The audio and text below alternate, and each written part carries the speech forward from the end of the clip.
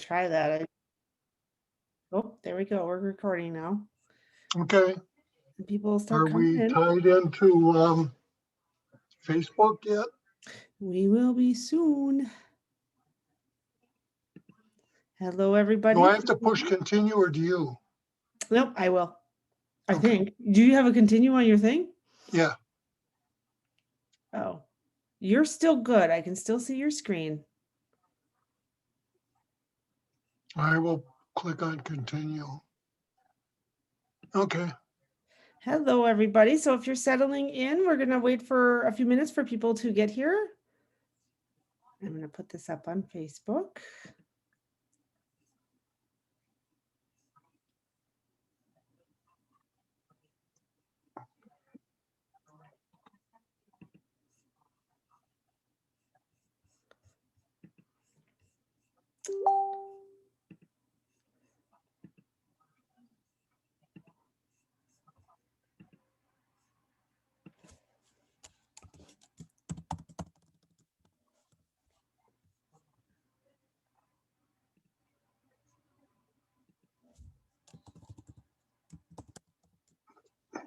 While we're waiting, Jill and I were just talking about critters in our gardens.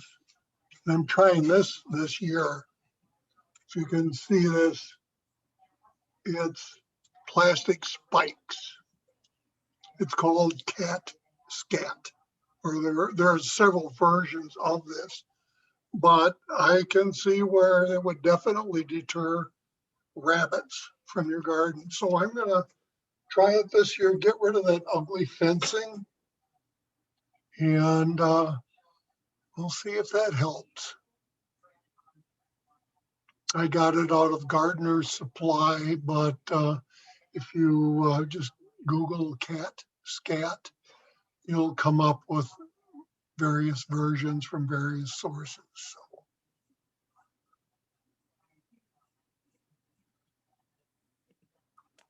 Share to page. Kimberly Library. Go live.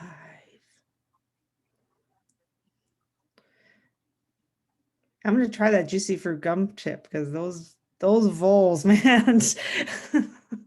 What I was talking about with Jill is she's having a vole problem, and something that I've done in the past with some success is you take some juicy fruit gum, break it up into little pieces and put it on their trails, and they tend to disappear, that disappears, and then you put down some more and that'll disappear. And then after a while, their voles are gone. I wonder if they eat it, you think, and then their stomach explodes or something. Well, quite frankly, to be blunt, I think they end up with a failed case of constipation. Yeah, gums them up. Okay, so for anyone participating, we have two ways for you to communicate. You can either use the chat function or the Q&A.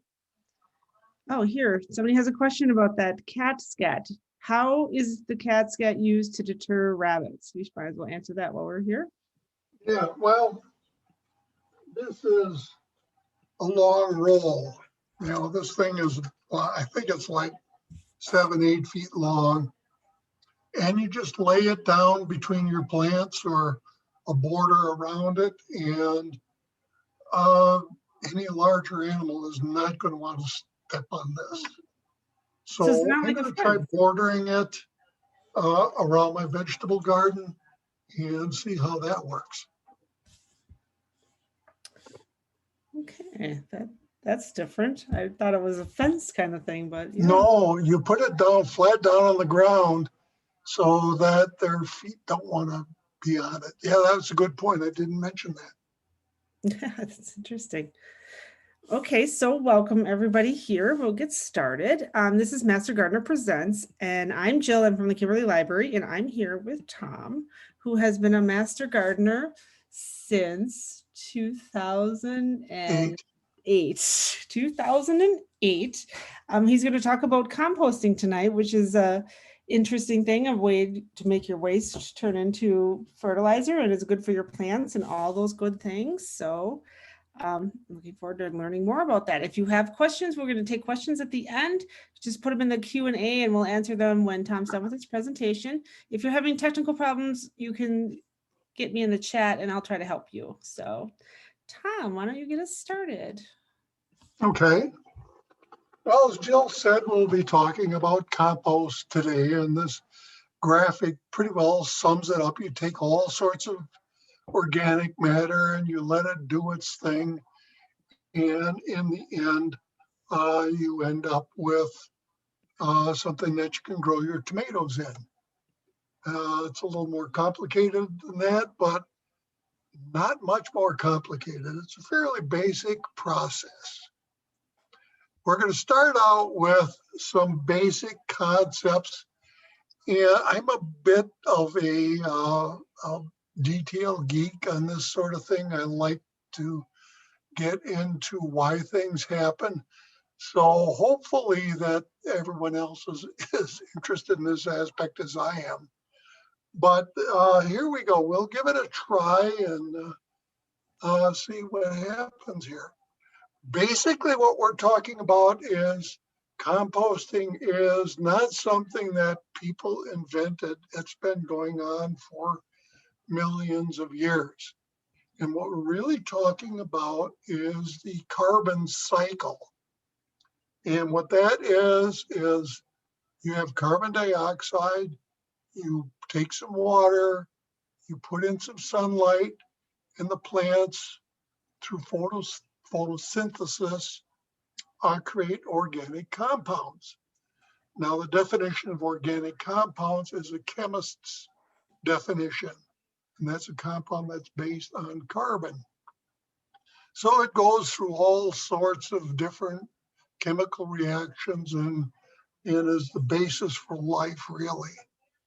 And what happens after that is we eat this material, animals eat the material, and we exhale carbon dioxide and oxygen, and it starts over. And what we're doing down here is the stuff that people don't eat will decay naturally.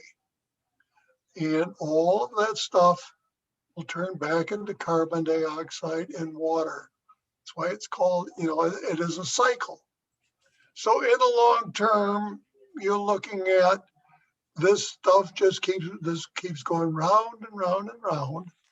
And the amount of carbon in the system, the amount of water remains the same.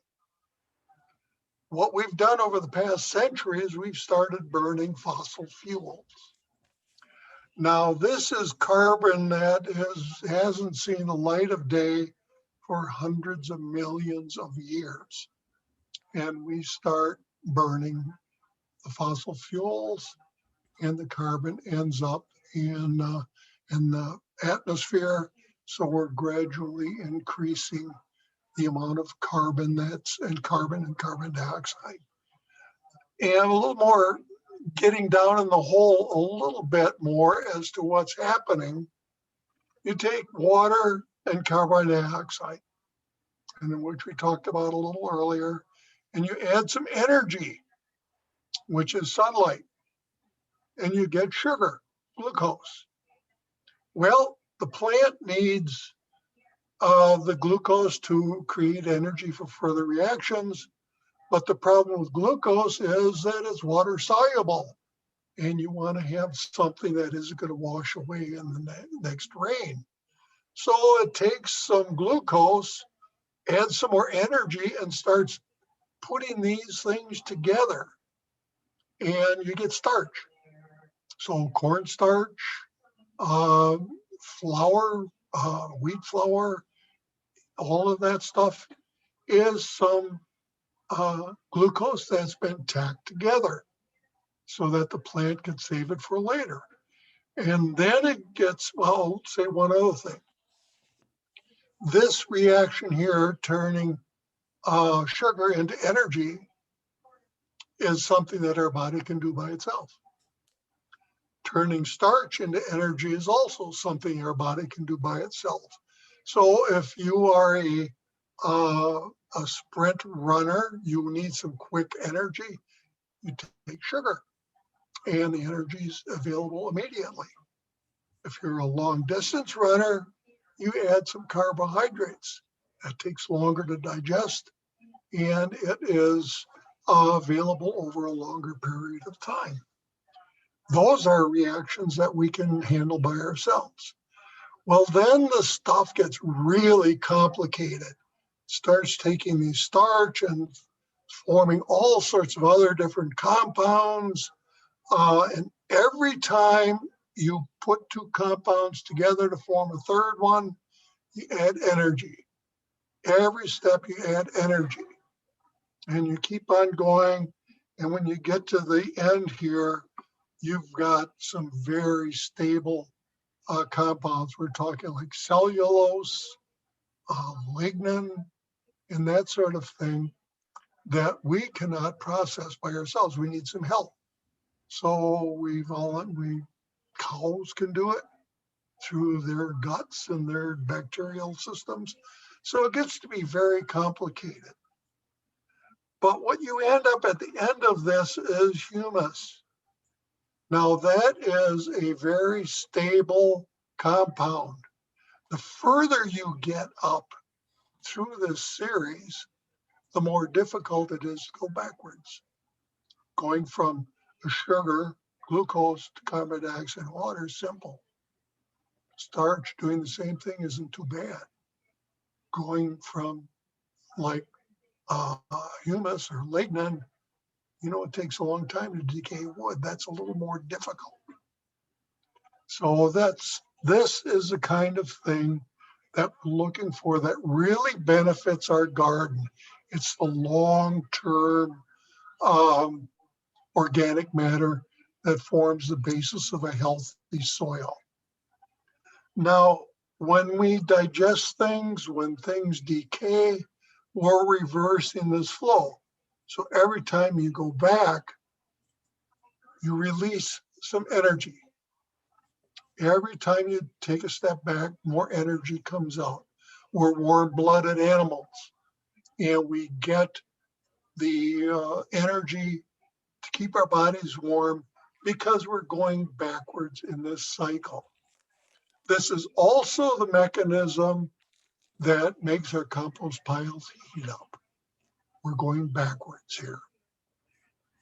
And when you start with a compost pile, there's several stages that it goes through.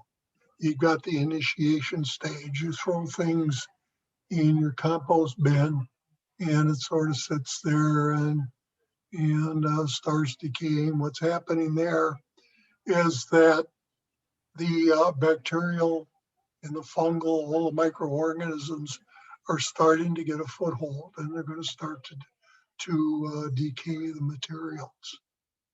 And then it really starts getting rolling and the temperature starts climbing. Now at the maximum, it gets too hot for the ordinary material, then the heat, the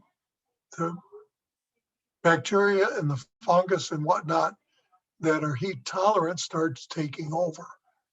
And there's also some oxidation reactions and your pile starts to really cook. And it might get up to 180 degrees. The key temperature that we need to look at here is right around 140 degrees, right around here. That temperature maintained over a period of several days will kill off weed seeds and, like crabgrass roots. It'll also tend to kill off the organisms that might be in your pile. So that's a critical temperature. It's something we'll be coming back to. As the food that these organisms are feeding on depletes, the pile starts to cool down. And you still have quite a bit of this humus that I was talking about. When you get down here, the pile cools down, then it becomes a friendly place for things like worms, sow bugs, and all those little creepy crawly things that you see in your garden and your compost pile, and you'll see them in your garden too.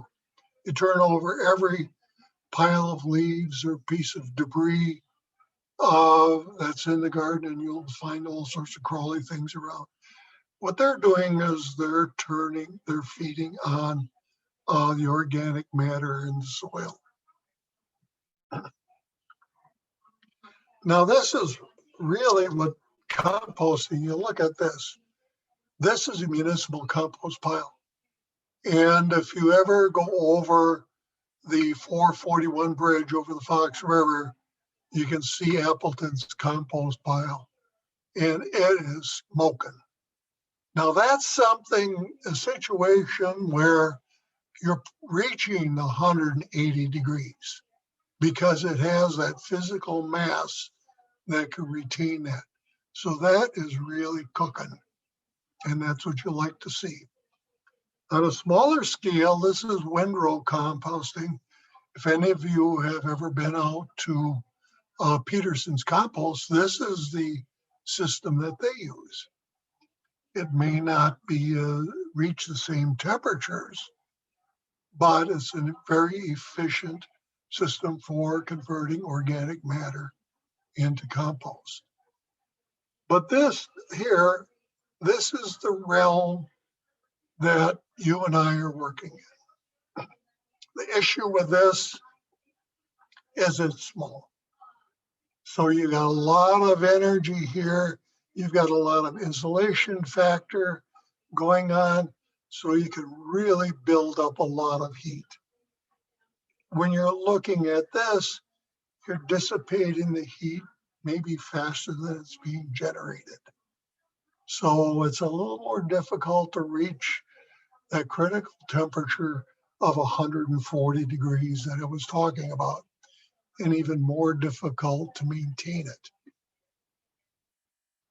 There's a lot of different ways that you can do compost. You can do the pallet one. This is a conventional bin that you've seen pictures of. You can just take some chicken wire and corral it. And then there's this nice fancy tumbler. Now, if you look at I'll start with what I think is the worst case. And this is the compost bin that I started. Well, this isn't one I had, but I tried the chicken wire thing.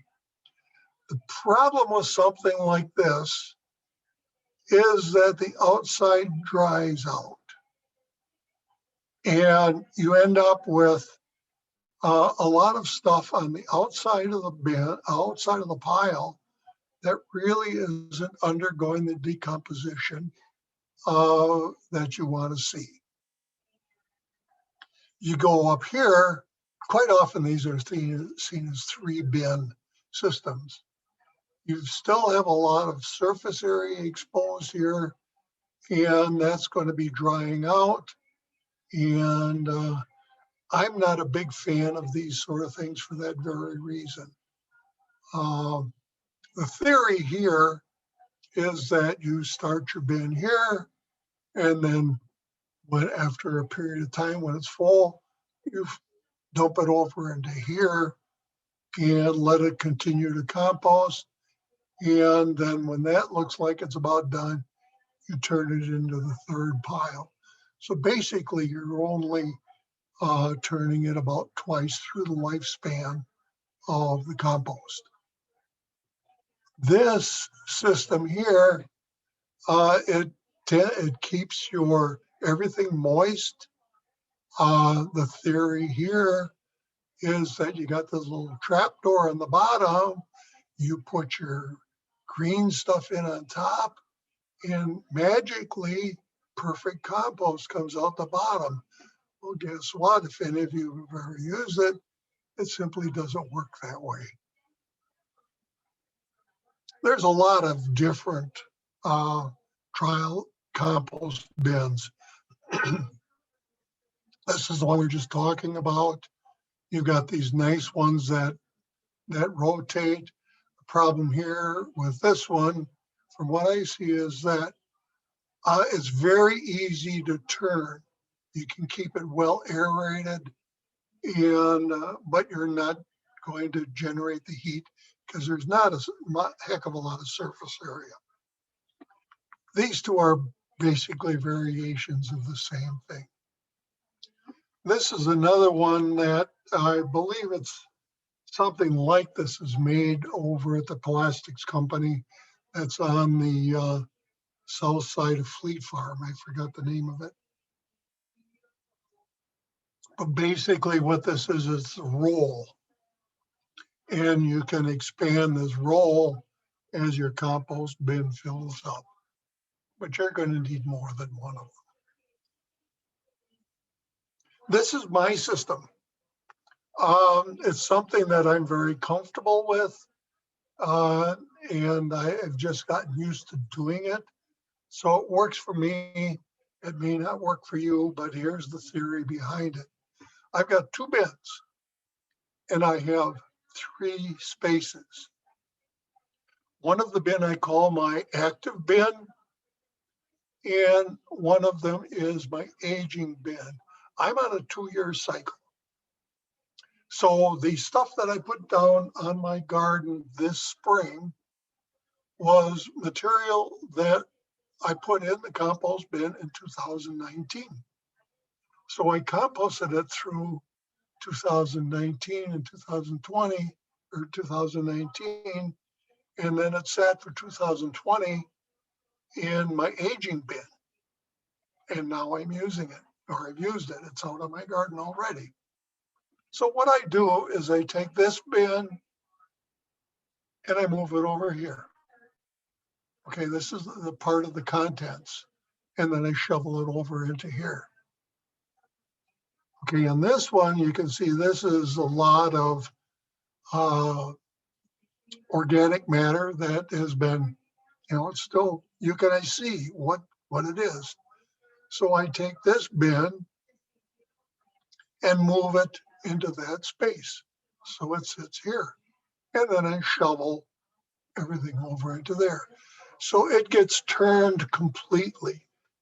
And you see a lot of tools for turning compost and that sort of thing.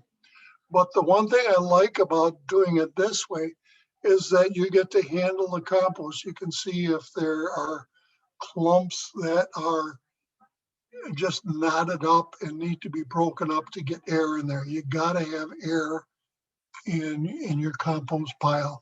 So it gives you a good chance to get things really mixed up. And then I'll keep adding compost to that pile. I like to do this, well, theoretically, it should be done every few weeks, 2 or 3 weeks. I like to do it at least once a month. Now, if you look at these 3 bin systems, you're only getting 1 opportunity or 2 opportunities to turn your bin, turn your pile. This way you can turn it as frequently as you would like. And the more often you can turn it, the better off you are. Now here, this is where things get a little, hopefully not confusing. You hear a lot of talk about you got to have green and brown, 2 to 4 parts brown to 1 part green. I've seen reports where you can go up to 40 parts of brown to 1 part of green. The brown and green is confusing. It really isn't the reality. Brown is basically nitrogen poor. Therefore, it's carbon rich. So brown refers to any material that's high in carbon. Carbon is like our skeleton or studs in a wall. I mentioned before that an organic compound is something that's based on carbon. Well, this is the spine of all organic compounds. So we need a lot of that. Nitrogen, green is nitrogen rich. Now, nitrogen is important in chlorophyll, proteins, but if you take green grass clippings, they're really high in nitrogen. You take those same grass clippings and let them sit out and turn brown, the nitrogen is dissipated. So what's left is the carbon. So then they become a carbon source, not a nitrogen source. Nitrogen as an element is a gas. So as it breaks down, it goes back into the atmosphere. Carbon, on the other hand, as an element, is a solid. So as the nitrogen disappears, the carbon sticks around. Coffee grounds are green because they have a high nitrogen content. Cow manure, fresh cow manure, is green because it has a high nitrogen content. So don't get deceived by this artificial classification of green and brown. But what is the reality of it? When you're cleaning up your garden, you don't collect things in the ratio that the book says you should collect them in and put them in the garden. You collect what you got, you put it in your compost bin and hope for the best. In the spring, you've got a lot of brown. You got a lot of dead material, and you need some nitrogen to make that to make the microorganisms happy, and so they start breaking it down. If you want good compost in 3 to 4 months, you must pay a lot of attention to your ratio of nitrogen and carbon. I'm on a 2-year cycle, so I'm not really concerned about it. I know some people who would store up leaves and whatever brown material and mix it in with whatever green material they got. Green material doesn't stick around very long. Like I said, after a while, the nitrogen just gases off, like the grass clipping example. So don't worry about collecting green and brown. Do what you can, and it'll take you a little more time, but turn it. One of the things that after I became a master gardener, I kind of figured out that, oh, hey, this composting is really something. So I went out on an impulse buy and I brought myself a garden shredder. Boy, that really improves the quality of your compost because you're getting things into smaller pieces and it breaks down much more easily. Stay away from this sort of thing. A friend of mine had one and he said he wasted his money on it. As you can see, this guy is dropping leaves in basically one at a time. And that's pretty much what you want to do. And that's about the only thing that'll handle his dried up leaves. I do want to back up a little bit to one example of my own experience on here. When I built my house, I did almost all the woodwork myself. And so I ended up with about, and this was before I was a master gardener, I ended up with probably over half a yard of sawdust. Oh, great. I'll put it in a pile and I'll let it compost and then I'll put it in my garden. Well, it sat there for a year and didn't do a thing. And so then I learned about, well, maybe I have to add some green to it. So I collected some grass clippings and I mixed that in with the sawdust. And within a few days, the pile was smoking. So that's the impact of getting the right kind of a mixture. Now, the reason that compost is good is that it is a soil amendment. In contrary to a lot of beliefs, it is not a particularly good fertilizer. But there, you know, you hear people say, oh, when I started adding compost to my garden, oh, the plants just took off. It's not because it was a fertilizer, it's because you improved your soil. One of my mentors, when I first got into master gardening, said a gardener's job is to maintain the soil. The soil will maintain the plants. So that's what you're doing when you're adding compost. You're maintaining your soil. And when you put it in the clay soil, you are improving its drainage. When you put it into a sandy soil, you improve the water retention. So it's really a jack of all trades, a master of everything. And basically what it's doing is that it's increasing the airspace in the soil.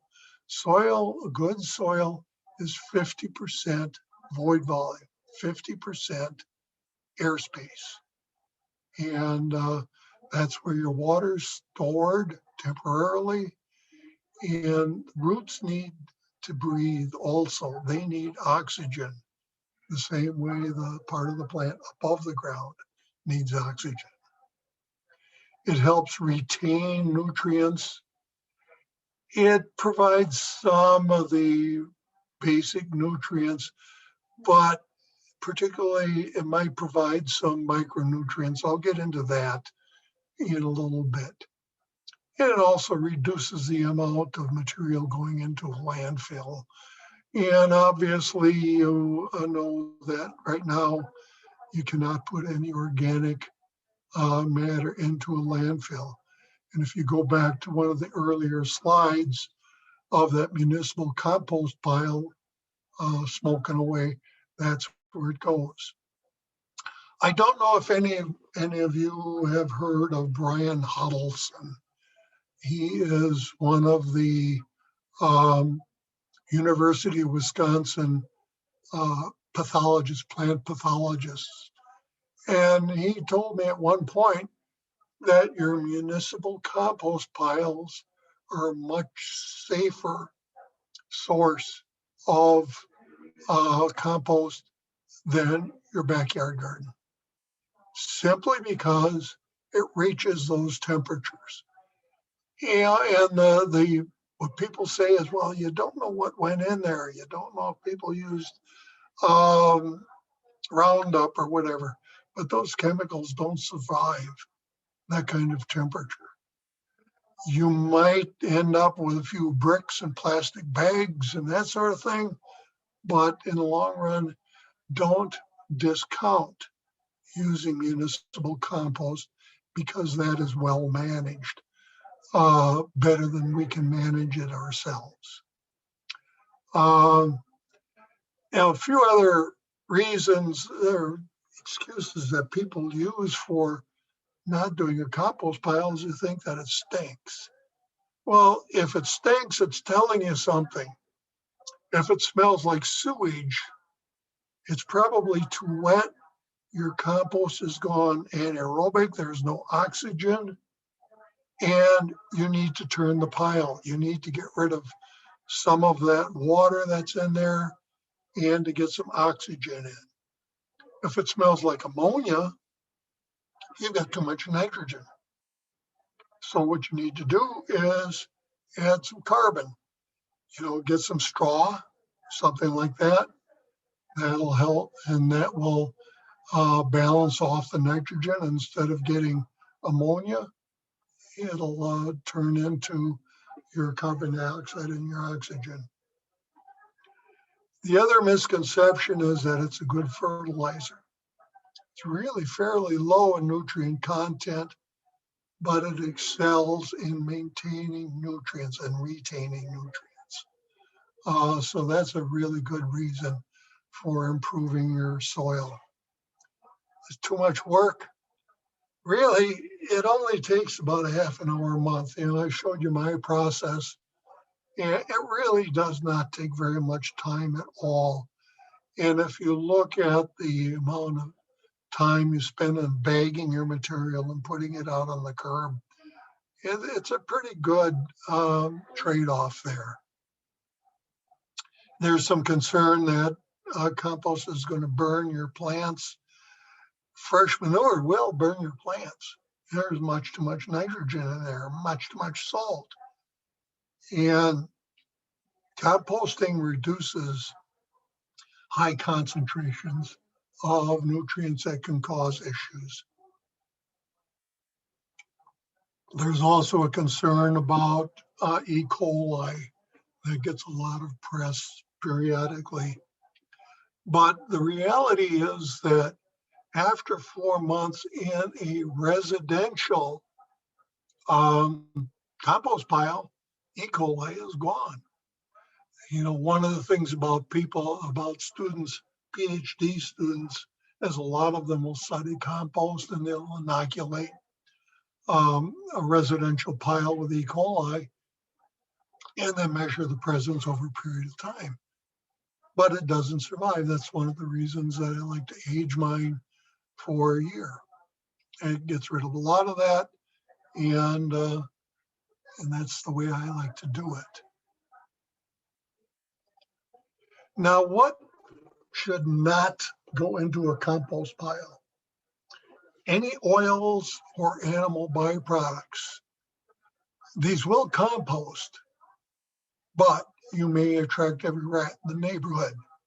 So that's something that you shouldn't do. Dog and cat droppings, we are susceptible to some of the same parasites. So that should not go into a compost pile.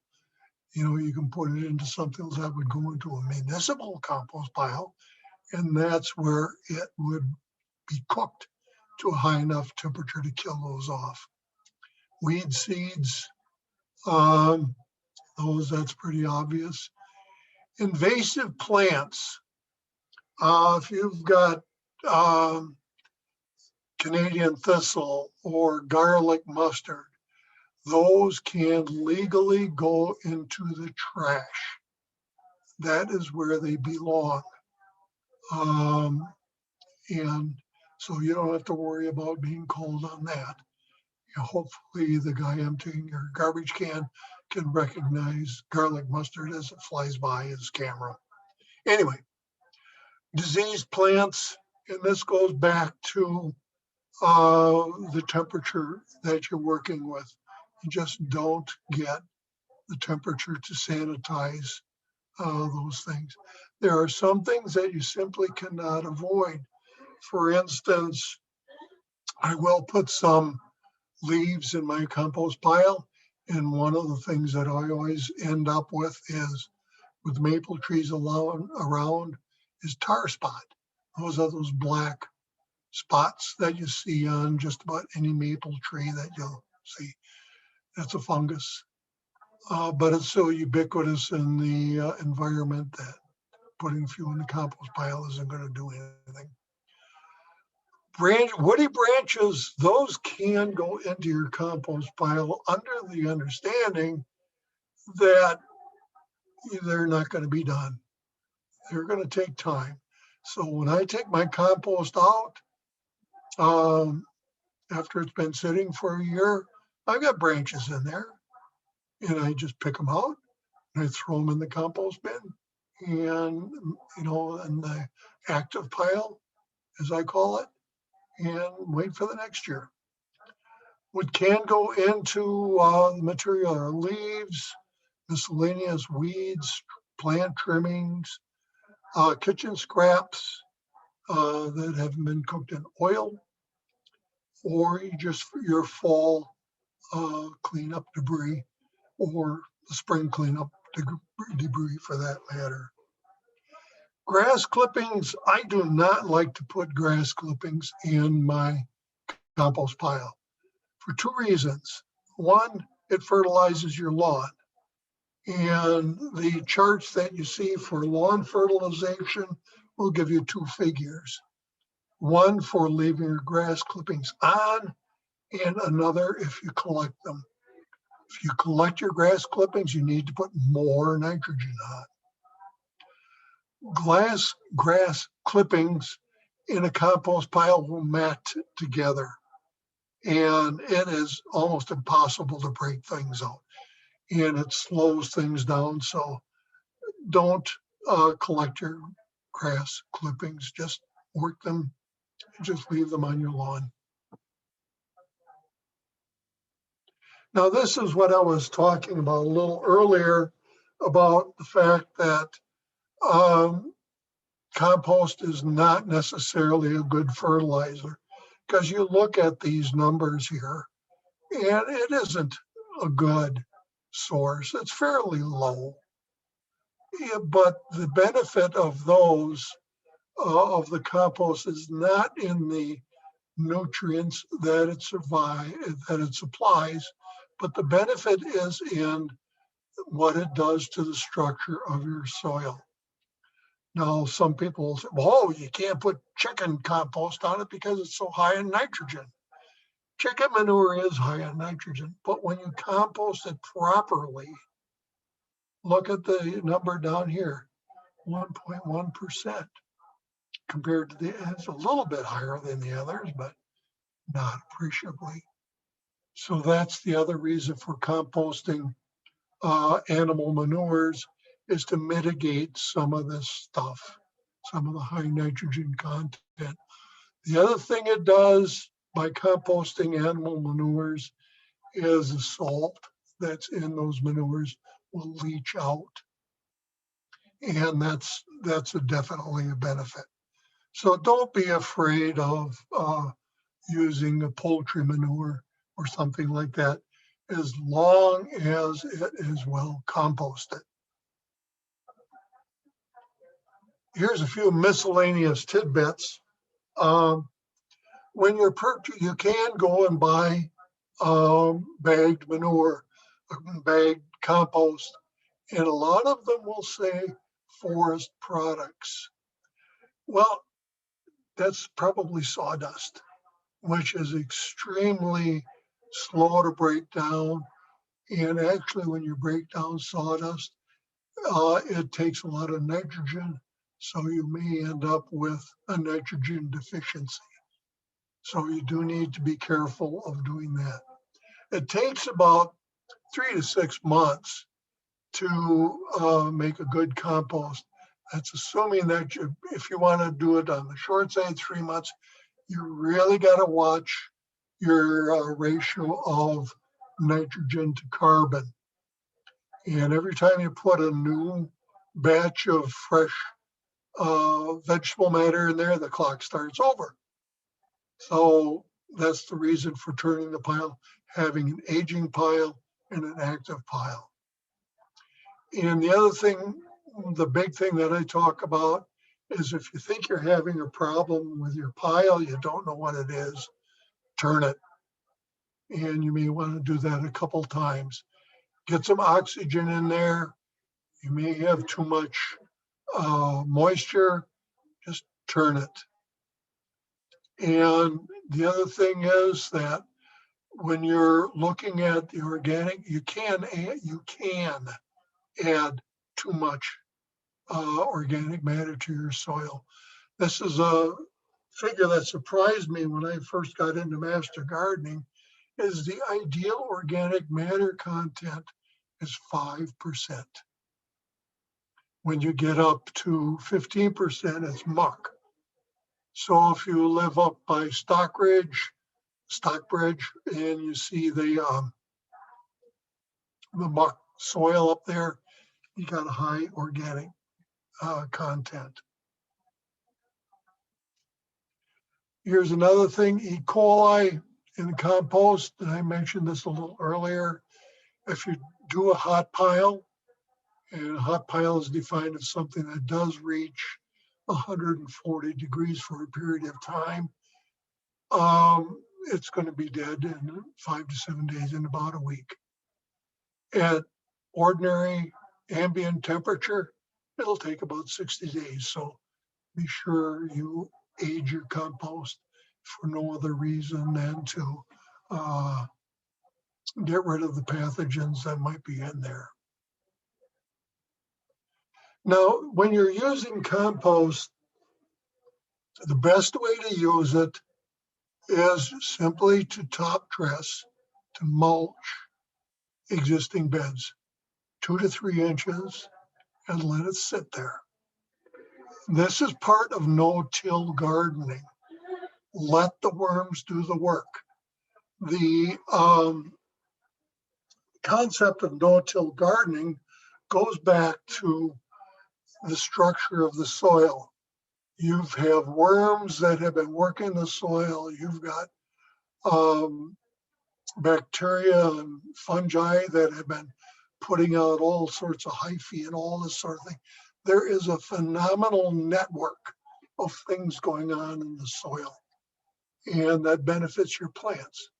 So when you till it, you mess that all up. You've ruined all their hard work. So you don't need to till your soil.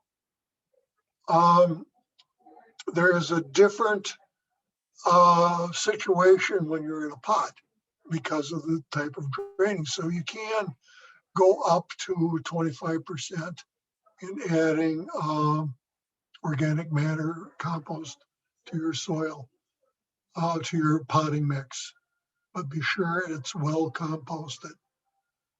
And this is something that is an extremely important point, is compost needs to be replenished regularly. If you put in a bunch of compost in 3 to 5 years, only 10% of that's going to be remaining. And that 10% that's remaining is the humus that you've been talking about. It's sort of like the peat moss that you might put in your soil. It's there for a fairly long period of time. When I first started gardening, I wanted to do raised beds because I'd read a lot about how good they are. So typically they'll say, you know, build your bed about 6 inches deep and then fill it up with soil. And so I thought, well, what I'm going to do is I'm going to make mine 10 inches deep, and I'm going to fill it to about 8 inches. And then I'm going to add compost to it every year. And then my further thinking was, well, after several years, I'm going to remember I've got 10-inch boards. I'm going to end up with 18 inches of soil. I'll deal with that when it happens. Well, guess what?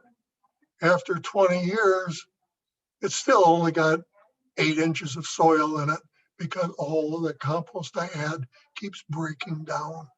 So it isn't, when you're adding compost, it's not one and done. You have to do it every year, a little bit every year, 2 to 3 inches. Let the worms do the work, and you'll be amazed at how much your garden will improve.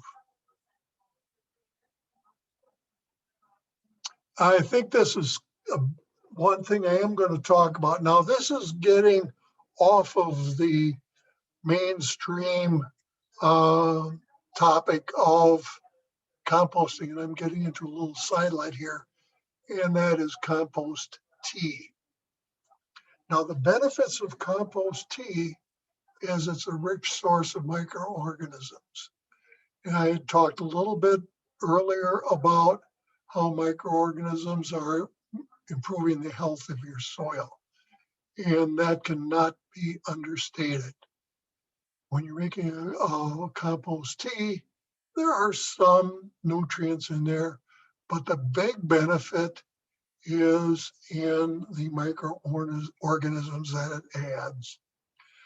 There's all sorts of recipes out there, and this is what I do. I take about 5 cups of compost, 5 gallons of water. Sometimes I'll add fish emulsion and then organic molasses.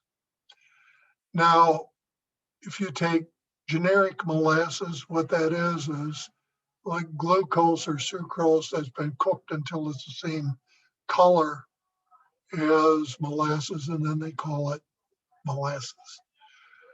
The advantage of organic matter, of organic molasses, is it contains a wide variety of different sugars.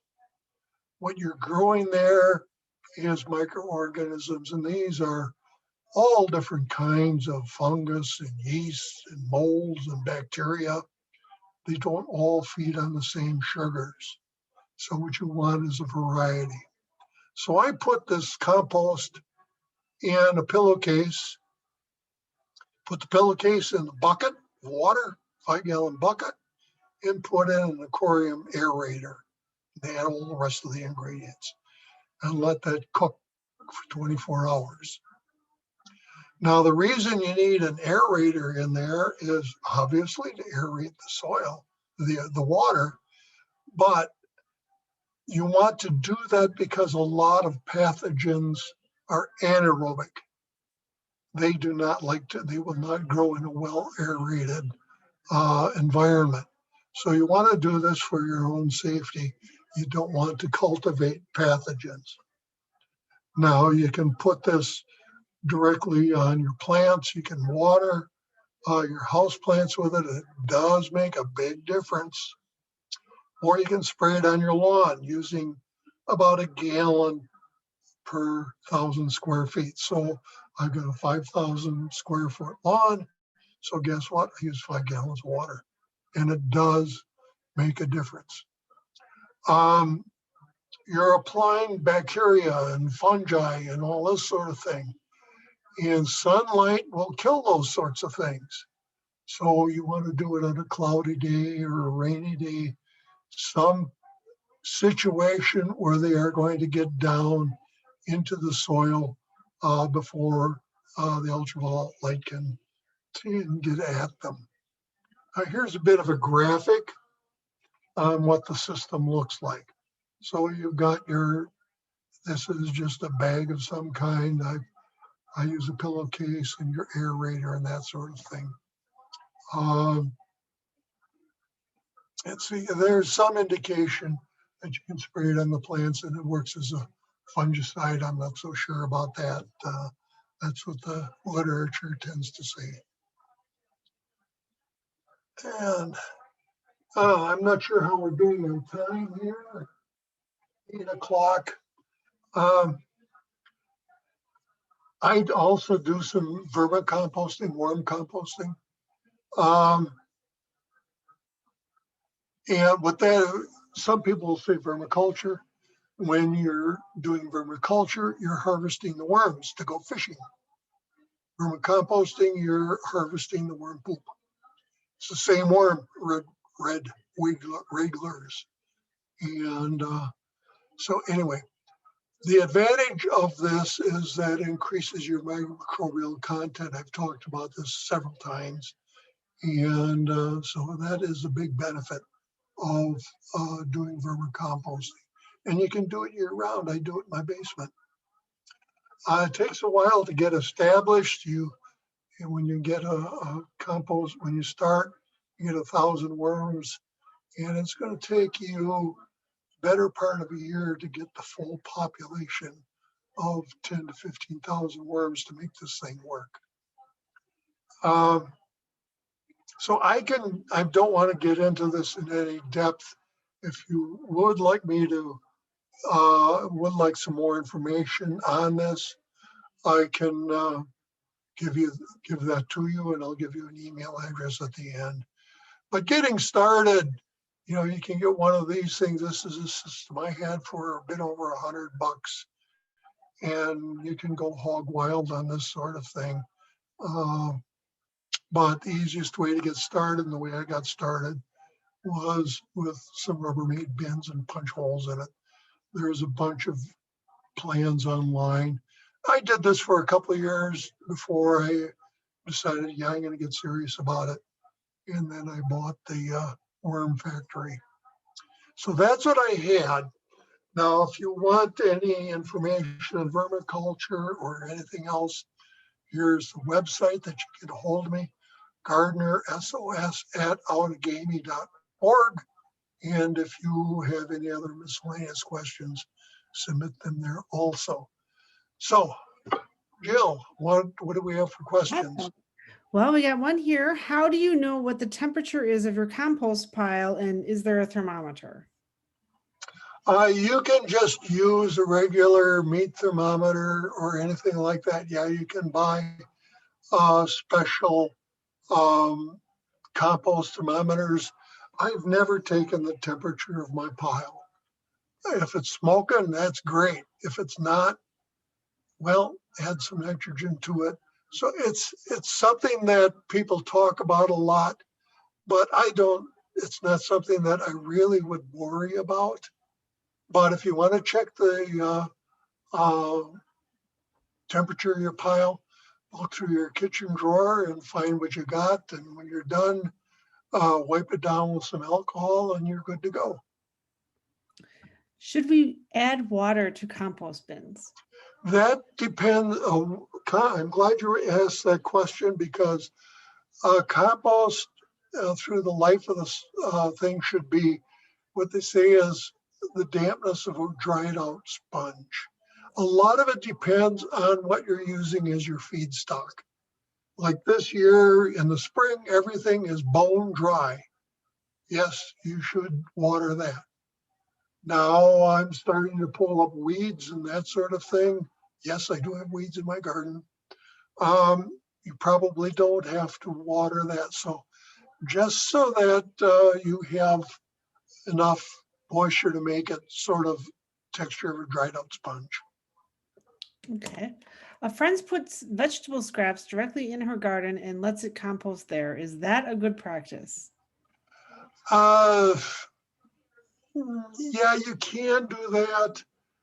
The problem with that is if you have something with high nitrogen, which a lot of vegetable scraps are, I wouldn't put that around tomato plants because high nitrogen will tend to shut down blooming. So if you put down a lot of green vegetables around your tomato plants, it might stop blooming.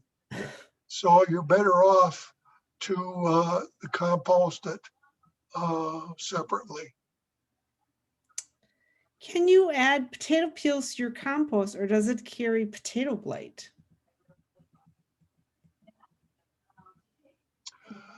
I don't know the answer to the question about potato blight. I feed the potato peels to my worms and they pretty much take care of that. I do not have a good answer to the question. If you would email me, I would have to research that. Okay, and somebody wants to know, does Appleton sell compost? I don't know. I don't have the answer to that.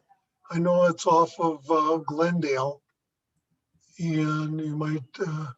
I would have to just call the city and find out. The compost source that I like to use is Peterson's, but I have no qualms with going to Appleton to do it. But they do have compost. Okay.